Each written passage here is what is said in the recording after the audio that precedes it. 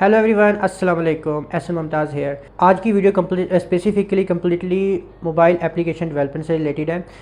तो आज मैं अपने एक बहुत ही प्यारे दोस्त के पास आया हूं जो कि एक मोबाइल एप्लीकेशन डेवलपर है और पिछले 5 साल से इस फील्ड में काम कर रहा है।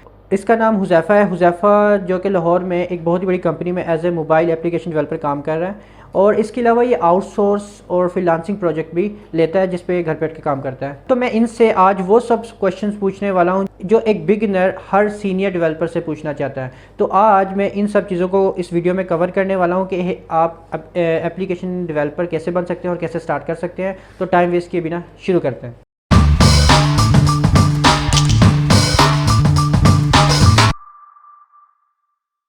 हुज़ैफ़ा, सबसे पहले तो यार आपका बहुत बहुत शुक्रिया, आपने मेरी इस वीडियो के लिए इनविटेशन एक्सेप्ट किया।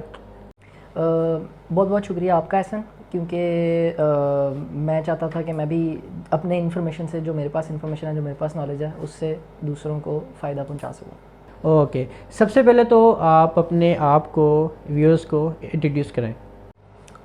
मैं मोबाइल एप्लीकेशन डेवलपर हूँ। मैं एंड्रॉयड डेवलपमेंट और iOS डेवलपमेंट करता हूँ।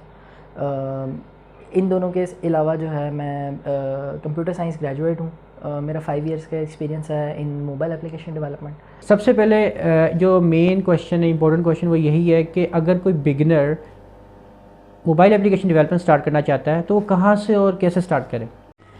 बिगिनर्स के लिए जो मेरा सजेशन है, अगर वो मोबाइल एप्लीकेशन डेवलपमेंट स्टार्ट करना चाहते हैं तो उसके लिए आपको सबसे पहली जो चीज़ की ज़रूरत है वो है प्रोग्रामिंग का नॉलेज। प्रोग्रामिंग के नॉलेज के अंदर बेसिक्स आपकी आती हैं ऑब्जेक्टिव ओरिएंटेड प्रोग्रामिंग और डेटा स्ट्रक्चर्स। इन दोनों का नॉलेज होगा तो आप मोबाइल एप्लीकेशन के अंदर एंटर हो सकते हैं। ओके, अच्छा ये भी बताएं कि अगर एक इंसान स्पेसिफिकली एंड्रॉयड करना चाहता है, एंड्रॉयड डेवलपमेंट करना चाहता है, तो एंड्रॉयड डेवलपमेंट को कैसे स्टार्ट करेगा और कहाँ से स्टार्ट करेगा? अगर कोई बंदा स्पेसिफिकली एंड्रॉयड डेवलपमेंट स्टार्ट करना चाहता है तो उसके लिए सबसे पहला पॉइंट वही है programming, basic programming knowledge. Second जो चीज़ है वो है जावा या फिर कॉटलिन का नॉलेज। जो थर्ड चीज़ है वो है आईडी का नॉलेज। आईडी जो एंड्रॉयड के लिए यूज़ होता है वो है एंड्रॉयड स्टूडियो। हाँ, और बिल्कुल इसी तरह ये भी बता दें कि अगर इंसान iOS पे काम करना चाहता है, एप्पल फ़ोन की मोबाइल ऐप बनाना चाहता है, तो उसको कहाँ से स्टार्ट करना होगा, उसका स्टार्टअप क्या होगा? अगर कोई बंदा iOS डेवलपमेंट करना चाहता है तो iOS डेवलपमेंट के लिए सबसे पहली चीज़ वही है बेसिक प्रोग्रामिंग का नॉलेज, ऑब्जेक्टिव ओरिएंटेड प्रोग्रामिंग और डेटा स्ट्रक्चर्स। लैंग्वेजेस इसके लिए एंड्रॉयड से डिफरेंट हैं, उसमें C# और स्विफ्ट जो है वो इंक्लूडेड है। और जो थर्ड चीज़ है इसका IDE है, IDE इसका डिफरेंट है, वो Xcode है। iOS डेवलपमेंट के लिए ज़रूरी है कि आपके पास कोई एप्पल का ऑपरेटिंग सिस्टम मौजूद हो, मैकबुक या फिर iMac या फिर जो मैक मिनीज़ होते हैं, इसमें से कोई एक डिवाइस होनी लाजमी है Xcode को रन करने के लिए। और ऐसे भी तो है ना कि बहुत सारे लोग एंड्रॉयड और एप्पल दोनों पे काम करते हैं, ऐसे टूल्स भी हैं जो इन दोनों को कवर करते हैं। तो अगर एक इंसान एंड्रॉयड और iOS दोनों पे काम करना चाहता है तो वो कैसे स्टार्ट करेगा और कौन से टूल्स और कौन सी प्लेटफॉर्म को एक्सेप्ट करेगा? अगर कोई बंदा एंड्रॉयड और iOS दोनों के ऊपर काम करना चाहता है तो दोनों पे नेटिवली भी काम किया जा सकता है। नेटिव से मेरा मतलब ये है कि एंड्रॉयड डेवलपमेंट नेटिवली, मतलब आप जावा और कॉटलिन यूज़ करके करें। इसी तरह iOS की डेवलपमेंट है वो स्विफ्ट और C# यूज़ करके आप iOS की डेवलपमेंट कर सकते हैं।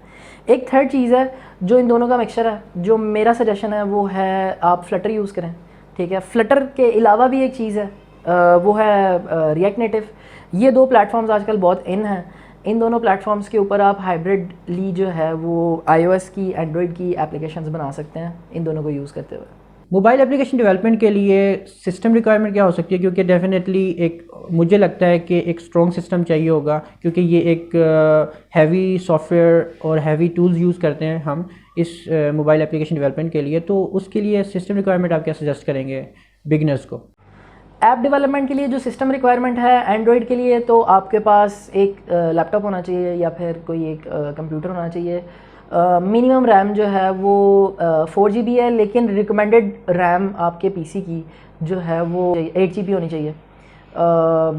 उसके अलावा बाकी आपका जो प्रोसेसर है उसको i5 i3 तक भी जो है वो चल जाता है एंड्रॉयड डेवलपमेंट के लिए। लेकिन एंड्रॉयड स्टूडियो क्योंकि अपडेट्स दे रहा है और हैवी होता था, तो एंड्रॉयड डेवलपमेंट के लिए हैवियर टूल रिक्वायर्ड होंगे। अच्छा, iOS के लिए जो आपको टूल्स की रिक्वायरमेंट है वो है आपके पास कोई मैकबुक या फिर कोई एप्पल کا جو آپریٹنگ سسٹم ہے وہ آپ کے پاس میک آپریٹنگ سسٹم اویلیبل ہونا چاہیے. اس کے علاوہ جو آپ کے پاس فلٹر یا پھر ریئیکٹ نیٹو ہے یہ بھی ونڈوز پہ بھی چل جاتی ہیں اور میک پہ بھی ایپل پہ بھی چل جاتی ہیں, تو اس کے لیے بھی وہی ریکوائرمنٹ ہے جو اینڈرائڈ اسٹوڈیو کی ریکوائرمنٹ ہے. اوکے اچھا, مجھے یہ بتائیں کہ اگر ہمیں یہ بھی ڈیفینیٹلی ہر بگنر کا یہ سوال ہوگا کہ اس فیلڈ موبائل اپلیکیشن ڈیولپنگ کرنے کا اسکوپ کیا ہے, ایز اے ڈیولپر اس کا اسکوپ کیا ہے, پروفیشنل لائف میں اس کی ارننگ کیا ہے, اور اس کی جاب مارکیٹ میں اس کی ویلیو کیا ہے؟ اچھا, جاب مارکیٹ کے اندر موبائل اپلیکیشن کا بہت اچھا اسکوپ ہے, کیونکہ آج کل جو ڈیوائسیز ہیں وہ ساری موبائل ڈیوائسیز, بہت ہر کوئی جو ہے موبائل ڈیوائس یوز کر رہا ہے, اینڈرائڈ ڈیوائس, آئی او ایس ڈیوائس, تو اسکوپ بہت اچھا ہے اگر آپ ڈیولپمنٹ کرتے ہیں. سب سے پہلی جو چیز ہے وہ ہے کہ جاب کی اویلیبلٹی, تو جاب اویلیبلٹی کافی زیادہ ہے مارکیٹ کے اندر. آپ کو پاکستان کے اندر کافی جابز مل جاتی ہیں موبائل اپلیکیشن سے ریلیٹڈ. باقی اس کے بعد جو سیکنڈ چیز آتی ہے وہ آتی ہے سیلری اسکیلز کیا ہیں. سیلری اسکیلز ایسے ہیں کہ اگر آپ انٹرنشپ پہ جاتے ہیں تو میرے خیال میں جو بیسک انٹرنشپ, جو پیڈ انٹرنشپ ہے وہ آپ کو 25,000 تک پے کر دیتی ہے پاکستانی. پھر اس کے بعد جو جونیئر لیول کا ڈیولپر ہے وہ 50,000 تک ارن کر لیتا ہے ایزیلی. پھر اس کے بعد آپ مڈ لیول پہ چلے جاتے ہیں, تو جو مڈ لیول کا ڈیولپر ہے وہ آپ کو 100K تک لیتا ہوا نظر آئے گا. اور اس سے اوپر پھر آپ سینئر لیول پہ جب جاتے جاتے ہیں تو پھر آپ 6 فگرس کے اندر, مطلب آپ کا آگے ایکسپوجر ہی ایکسپوجر ہے. تو اس کے علاوہ جو مین چیز ہے وہ یہ ہے, میں آپ کو ایک ڈفرینس بتانا چاہوں گا اس کے اندر, وہ ہے اینڈرائڈ اور آئی او ایس کا. جو آئی او ایس ڈیولپرز ہیں وہ نارملی ہائیلی پیڈ ہوتے ہیں as compare to Android development. اور اسی طرح یہ بھی بتائیں کہ فریلانسنگ یا آؤٹ سورس اگر ہم پروجیکٹ پکڑتے ہیں تو اس میں اس کا اسکوپ کیا ہے, اس میں ارننگ کیسے کر سکتے ہیں اور کتنی کر سکتے ہیں؟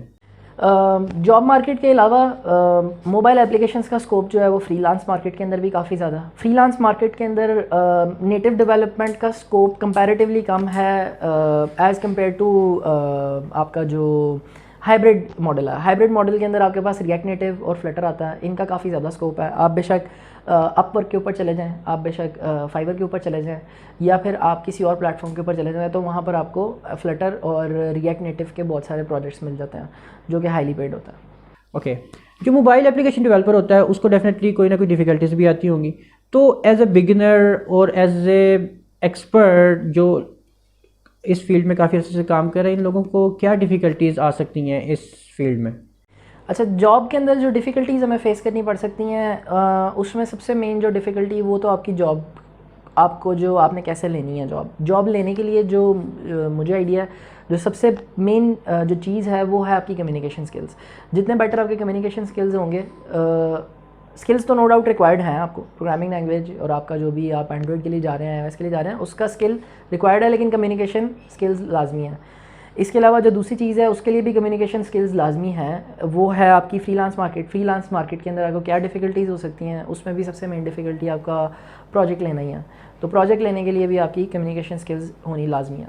اس انٹرویو کو اینڈ کرتے ہیں, تو سب سے پہلے تو اس انٹرویو کے اینڈ میں مجھے یہ بتائیں کہ اگر ایک بگنر اسٹارٹ کرنے لگا ہے تو اس کو آپ اپنی پرسنلی کیا ٹپس دیں گے, کیا سجیسٹ کریں گے کہ اس کو اسٹارٹ کیسے کرنا چاہیے اور کیا غلطیاں نہیں کرنی چاہیے؟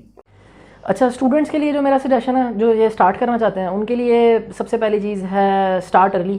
ٹھیک ہے, آپ جتنا ارلی انٹرنشپ پہ لگ سکتے ہیں, جتنا ارلی جو ہے آپ اس کو خود سے لرن کرنا اسٹارٹ کر سکتے ہیں, وہ بیٹر ہے.